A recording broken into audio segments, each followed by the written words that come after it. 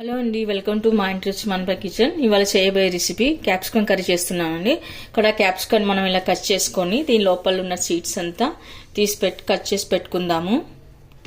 Capsicum ముక్కల్ని ఇలా సన్నగా కట్ చేసి పెట్టుకున్న తర్వాత మనం దీన్ని ఇప్పుడు తాలింపు వేసుకుందాము. ఇప్పుడు కడాయి పెట్టుకొని 2 టేబుల్ స్పూన్ ఆయిల్ వేసుకున్న తర్వాత 1 టీ స్పూను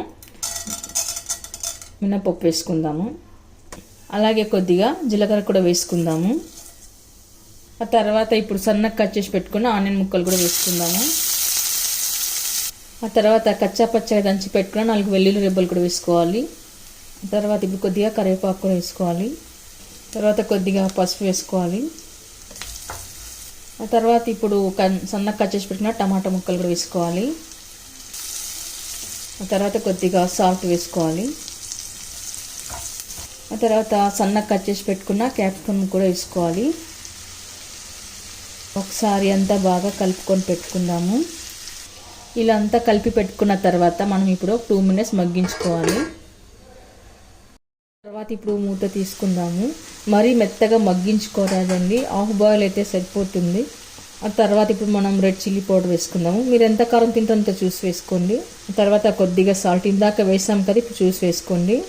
అలాగే ఇప్పుడు ధనియా పౌడర్ కూడా వేసుకుందాము. ఇవన్నీ వేసాక బాగా కలుపుకోవాలి.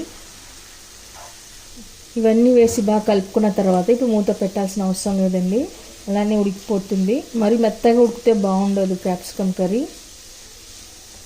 అలానే ఇప్పుడు కొద్దిగా జీరా పౌడర్ కూడా వేసుకుందాము.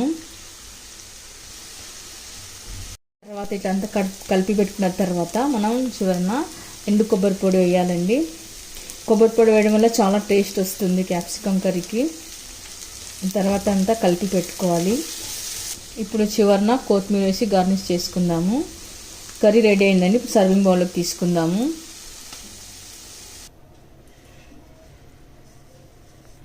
ఓకే అండి, క్యాప్సికమ్ కర్రీ రైస్లోకి, చపాతీలోకి, రోటీలోకి, పుల్కలోకి అన్నిటిలోకి చాలా బాగుంటుంది, చాలా టేస్ట్గా ఉంటుంది.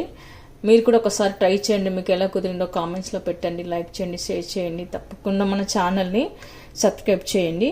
Thank you for watching.